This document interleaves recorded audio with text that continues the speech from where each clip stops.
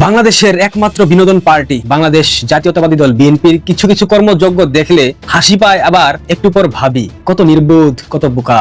মার্কিন president Donald ট্রাম্পের অভিনন্দন বার্তা পেয়ে বিএনপির লোকেরা পারলে উৎসব করে, আয়োজন করে উৎসব করে, কিন্তু এটা যে আদৌ শুভেচ্ছা বার্তা নাকি সতর্ক বার্তা আমি এখন পর্যন্ত উদ্ধার করতে পারি নাই। প্রেসিডেন্ট ট্রাম্প বাংলাদেশের নতুন প্রধানমন্ত্রী তারেক রহমানকে অভিনন্দন জানিয়েছেন। দিল্লি না ঢাকা, এটা একটা ন্যারেটিভ ছিল, কিন্তু এই ন্যারেটিভের যারা উদ্যোক্তা জামাত ইসলাম বা অন্যান্য যেই এনসিপি আছে, তো দিন শেষে ভারতের সাথে ভালো সম্পর্ক জামাতও যেমন চায়, বিএনপিও তেমন চাইছে, আর আওয়ামী লীগ তো করছে।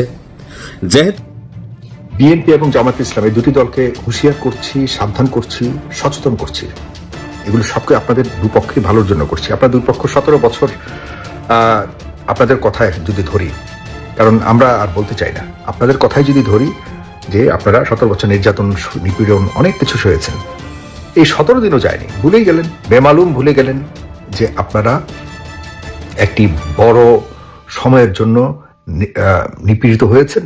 যাই বলেন না কেন, এই যে সুপ্রিম কোর্ট যে পাল্টা শুল্ক যেটা আরোপ করেছিল বিভিন্ন দেশ ইচ্ছা মতন 20, 30, 40, 50।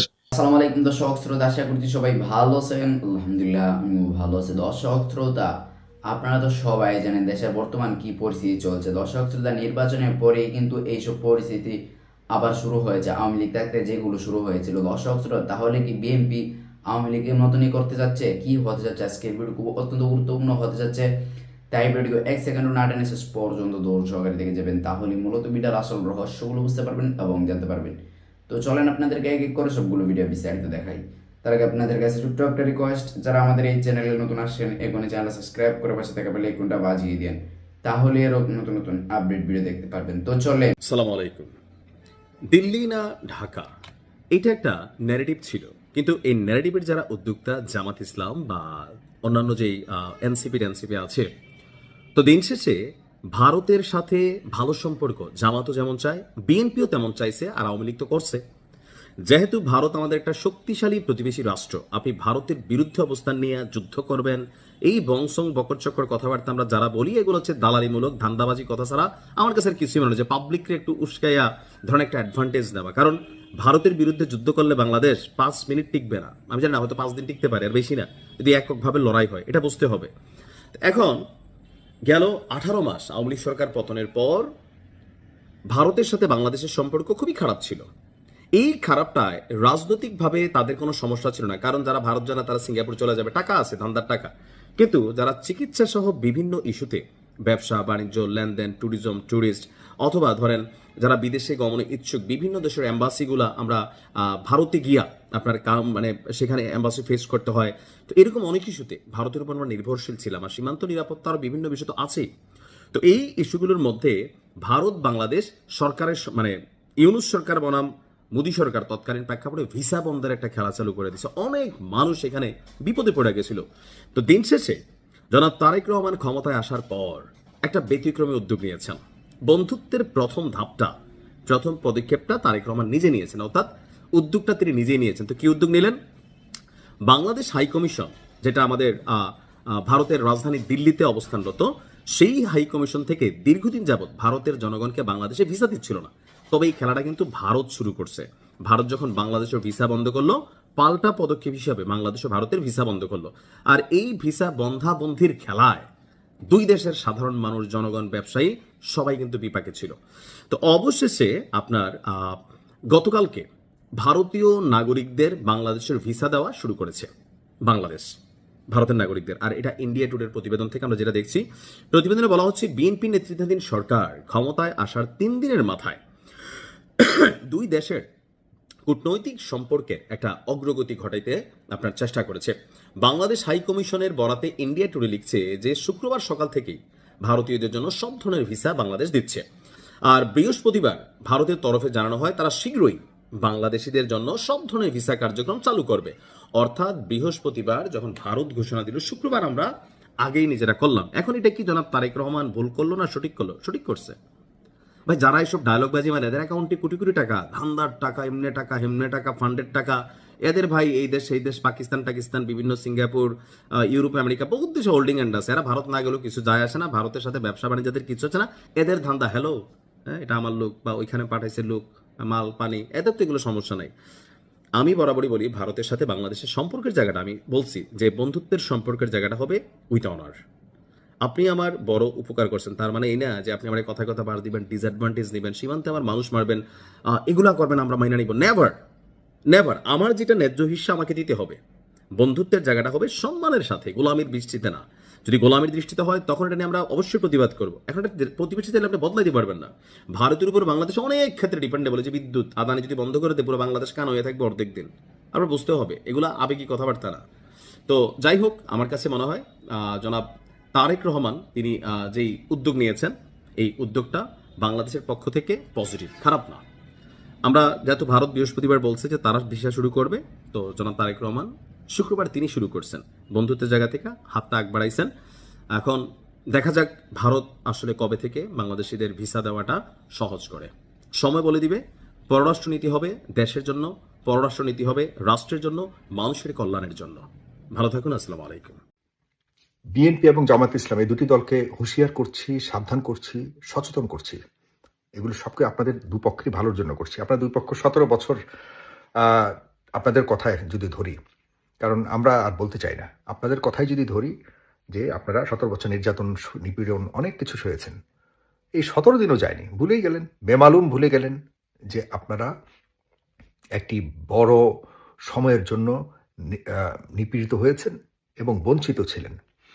এখন আপনারা কেউ কেউ ক্ষমতায় বসে, মন্ত্রীর চেয়ারে বসে, এমপির চেয়ারে বসে, আপনারা 17 বছর যাদের সাথে আপনারা চলেছেন একসাথে, যাদের সাথে আপনারা দুঃখ দুর্দশা সয়েছেন, পাশাপাশি থেকে আন্দোলন করেছেন, রাজপথে আপনারা দেখা যাচ্ছে যে মিছিল মিটিং করেছেন, সব কিছু বেমালুম ভুলে যাচ্ছেন আপনারা। এটি ঠিক নয়, এটি কোনোভাবেই ঠিক নয়। কারণ ভাই, রাজনীতি বলুন আর যাই বলুন, দিন শেষে বাংলাদেশটার জন্য আপনাদেরকে চিন্তা করতে হবে, আপনাদের নিজের জন্য, নিজের পরিবারের জন্য, আমাদের দেশের প্রজন্মের জন্য, আপনাদের সন্তানদের জন্য, আমাদের সমাজের জন্য, রাষ্ট্রের জন্য, সবার জন্য। আমরা এসব নিয়েই তো চিন্তা করতে হবে। রাজনীতি সব কিছুতে মানায় না, সব কিছুতে রাজনীতি করা ঠিক না। রাজনীতি মানে কি? আমাদের দেশের রাজনীতি মানে হলো আমি আপনার পিঠে ছুরি মারবো, আপনি বুঝবেন না, আপনার বন্ধু হয়ে আমি আপনার পাশে আছি বলে যখন সুযোগ পাবো তখন আপনার পিঠে ছুরি মেরে আপনার ক্ষতি করে আমি যখন নিজে জয়ী হব, ওই জয়টাকে আমরা রাজনৈতিক জয় বলি। ডিসগ্যাস্টিং, এটাকে জয় বলে না, এটাকে বলে পিঠে ছুরি আঘাত দিয়ে কারো বিশ্বাসকে ধ্বংস করা। আমরা এই ধরনের মানসিকতা থেকে অনেক অনেক ঊর্ধ্বে উঠতে হবে। প্লিজ, দেশের স্বার্থে প্রয়োজনে যে কোনো সংকটে সরকারি দল বিরোধী দল বসবার মতো একটা লিঙ্ক থাকা উচিত, একটা সম্পর্ক থাকা উচিত। এতটা বেশি মুখ দেখা দেখি না করার যে সংস্কার শুরু হচ্ছে প্রথম থেকেই, এটি কাল হয়ে দাঁড়াবে এই দুটি দলের জন্যই। এই দুটি দল অপশক্তিকে, নিজেদের এই বিরোধিতা, নিজেদের বিরোধকে সামনে এনে অপশক্তিকে খুব প্রাকৃতিকভাবে ডেকে আনছি। এই ডেকে আনাটা যে কতটা ভয়ঙ্কর হবে নিজেদের জন্য, এটি এখন সময়ের ব্যাপার মাত্র। আরে ভাই, 2-1 বছর গেলেও তো মনে করতাম যে ঠিক আছে, এখন একটা তিক্ততা হয়েছে। 2 দিনও যায়নি। এই 2 দিন পরেই যখন এই দুটি দল মুখোমুখি এমনভাবে দাঁড়িয়েছে যাতে মনে হচ্ছে বহু বছর ধরে এই দুটি দল একে অপরের শত্রু হয়ে আসছে, এটি দেখবো বলে কখনোই ভাবিনি। একটা মেয়েকে দেখলাম গত পরশুদিন, একটা মেয়েকে দেখলাম যে কি জামাত ইসলামকে নিষিদ্ধ করবার জন্য প্রধানমন্ত্রীর কাছে দাবি করেছে। এরকম পর্যায়ে আসবার মতো এই মেয়েটার সাহস কোত্থেকে এলো? এই মেয়েটা কাদের ইন্ধনে এরকম সাংবাদিক সম্মেলন করবার মতো সাহস পেল? এই মেয়েটা কে? এই মেয়েটা আমাদের দেশে, সমাজের মধ্যে, আমি মেয়েদের স্বাধীনতা নিয়ে কোনো দিন কখনোই আমি কথা বলি না। কারণ হল, মেয়েরা চায় যে যার মতো করে, যে যার যোগ্যতা নিয়ে চলবেই, এতে কোনো কিছু তাদেরকে আটকাতে পারবে না। মেয়েরা আমাদের সমাজে পুরুষ এবং নারীর মধ্যে অন্তত পক্ষে বাহিরে কাজের মধ্যে কোনো ভেদাভেদ থাকার কোনো সুযোগ নেই এখানে। বাংলাদেশের একমাত্র বিনোদন পার্টি বাংলাদেশ জাতীয়তাবাদী দল বিএনপির কিছু কিছু কর্মযোগ্য দেখলে হাসি পায়, আবার একটু পর ভাবি কত নির্বোধ, কত বোকা। মার্কিন প্রেসিডেন্ট ডোনাল্ড ট্রাম্পের অভিনন্দন বার্তা পেয়ে বিএনপির লোকেরা পারলে উৎসব করে, আয়োজন করে উৎসব করে। কিন্তু এইটা যে আদৌ শুভেচ্ছা বার্তা নাকি সতর্ক বার্তা, আমি এখন পর্যন্ত উদ্ধার করতে পারি নাই। প্রেসিডেন্ট ট্রাম্প বাংলাদেশের নতুন প্রধানমন্ত্রী তারেক রহমানকে অভিনন্দন জানিয়েছেন। যে চিঠি তিনি দিয়েছেন তার মূল বিষয়গুলা হুবহু আমি বাংলায় অনুবাদ করব। তার আগে একটা কথা বলে নিই, মিস্টার ট্রাম্প ডক্টর ইউনূসের যে দখল নাটক অর্থাৎ 2024 সালের 5 আগস্ট একটা মেটিকুলাস অভ্যুত্থানের মধ্য দিয়ে তিনি যে ক্ষমতা দখল করেছেন সেখানে ডিপ স্টেট জড়িত ছিল, কারা কারা টাকা দিয়েছে, আইএসআই, সিআইএ, সকল কিছু, প্রত্যেকটা প্লট, প্রত্যেকটা নাটক, স্ক্রিপ্টের প্রত্যেকটা ডায়লগ ডোনাল্ড ট্রাম্প জানেন। Joe Biden, Obama, Clinton Foundation, এই যে তাদের একটা পশ্চিমাদের একটা বাণিজ্যিক জাহাজ, এই জাহাজে চড়ে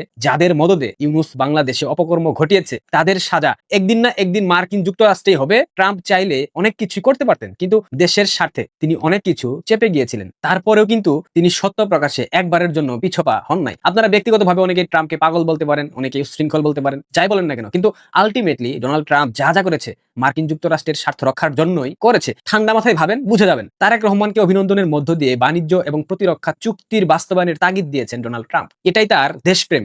যে যাই বলুক, এবার আমাদের স্বার্থ দেখার পালা। তবে তার আগে ও পরে যেসব প্রশ্নের জবাব ট্রাম্প, তারেক রহমান, বিএনপি, জামাত, ইউনূস এবং বাংলাদেশের জনগণ বিব্রত হবেন, সেসবের কি হবে? আসুন প্রথমে অভিনন্দন বার্তায় অনুবাদটি বাংলায় পড়ি। যেসব জায়গায় আপনার প্রশ্ন আসবে সেই বিষয়গুলা একটু গুরুত্ব দিয়ে লক্ষ্য করবেন। অভিনন্দন বার্তার মূল অংশে যে অনুবাদ, আমেরিকার জনগণের পক্ষ থেকে আমি আপনার ঐতিহাসিক নির্বাচনে জয়লাভের জন্য অভিনন্দন জানাই এবং গণপ্রজাতন্ত্রী বাংলাদেশের প্রধানমন্ত্রী হিসেবে আপনার সফল মেয়াদ কামনা করি। আমাদের দেশগুলোর মধ্যে অংশীদারিত্ব, পারস্পরিক শ্রদ্ধা এবং একটি মুক্ত ও উন্মুক্ত ইন্দো প্যাসিফিক অঞ্চল গড়ে তোলার অভিন্ন স্বার্থের উপর ভিত্তি করে প্রতিষ্ঠিত, যেখানে শক্তিশালী ও সার্বভৌম জাতিগুলো সমৃদ্ধি লাভ করতে পারে। আপনার মেয়াদ শুরু হওয়ার সাথে সাথে আমি আশা করি আপনি আমাদের পারস্পরিক বাণিজ্য চুক্তি বাস্তবায়নের মাধ্যমে আমাদের বাণিজ্য সম্পর্কের বিপুল গতি বজায় রাখতে আমাকে সহায়তা করবেন, যা আমাদের উভয় দেশের কৃষক ও শ্রমিকদের জন্য কল্যাণ বয়ে আনবে। আমি আরো আশা করি যে আপনি নিয়মিত প্রতিরক্ষা চুক্তিগুলো চূড়ান্ত করবার জন্য জোরালো পদক্ষেপ নেবেন, যা অবশেষে আপনার সামরিক বাহিনীকে উচ্চ প্রযুক্তি সম্পন্ন আমেরিকান নির্মিত সামগ্রী যা বিশ্বের সেরা সংগ্রহের সুযোগ সৃষ্টি করে দেবে। অভিনন্দন বার্তায় মূল তাগিদগুলো ছিল ইতিহাসের সেরা নির্বাচন,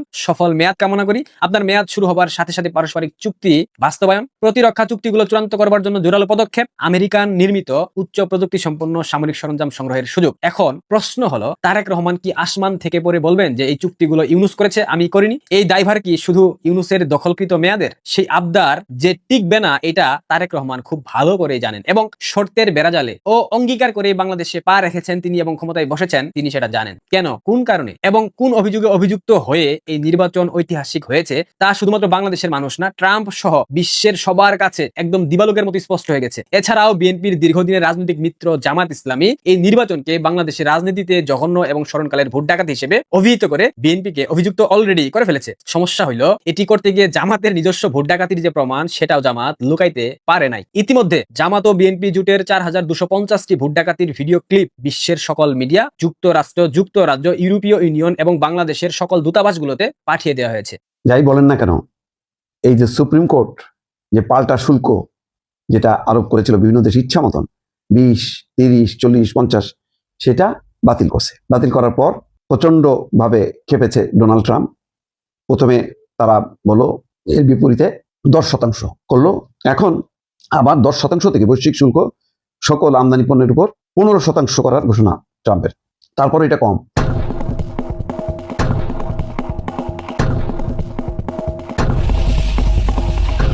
বাংলাদেশের উপরে ছিল এটা 19%, সর্বশেষ 1% কমানোর পর।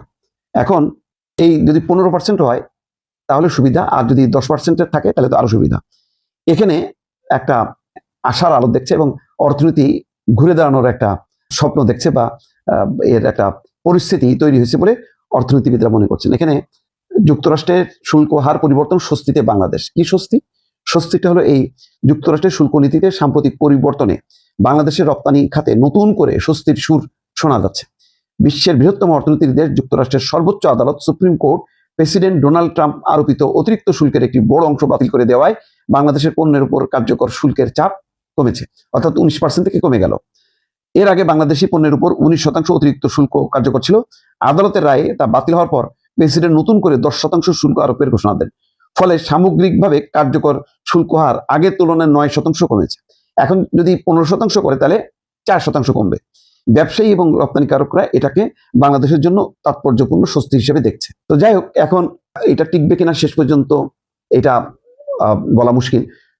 এখানে বলা হচ্ছে মার্কিন সুপ্রিম কোর্টের 6-3 ভোটে রায় দিয়ে জানায় যে উক্ত শুল্ক আইনের আওতায় এত বিস্তৃত পরিসরে শুল্ক আরোপের ক্ষমতা প্রেসিডেন্টের নেই। এই ঘোষণার ফলে বাংলাদেশের উপর 19% অতিরিক্ত শুল্ক বাতিল হয়ে যায়। এখন বাতিল হওয়ার পর তিনি প্রেসিডেন্ট ডোনাল্ড ট্রাম্প বলছেন যে আলাদা আইন করা হবে, এবং আইন করার কথা বলে সাথে সাথে সে 10%, আজকে দেখলাম যে আরো 15% মোট বাড়িয়েছে। যুক্তরাষ্ট্রে আমদানি পণ্যের উপর শুল্ক বাড়িয়ে 15% করার ঘোষণা ট্রাম্পের। তারপরেও এক ধরনের পরাজয়, এটা ট্রাম্পের একটা বড় ধরনের ধাক্কা, এবং সেই কারণে সে সুপ্রিম কোর্টকে বলছে মানে এটা তাদের অতিরিক্ত ক্ষমতা, এই ক্ষমতা তাদের এটা কমানো দরকার। নানাভাবে সে তার ক্ষোভ বিক্ষোভ প্রকাশ করেছে, বলেছে যে তিনি দেশের উন্নতির জন্য করছে এটা, কিন্তু সুপ্রিম কোর্ট এটা ক্ষমতার বাইরের। এটা বলছে এই আইনগুলো জাতীয় নিরাপত্তা বা অসাধু বাণিজ্য চর্চার তদন্তের ভিত্তিতে নির্দিষ্ট পণ্য বা দেশের উপর শুল্ক আরোপের সুযোগ দেয়।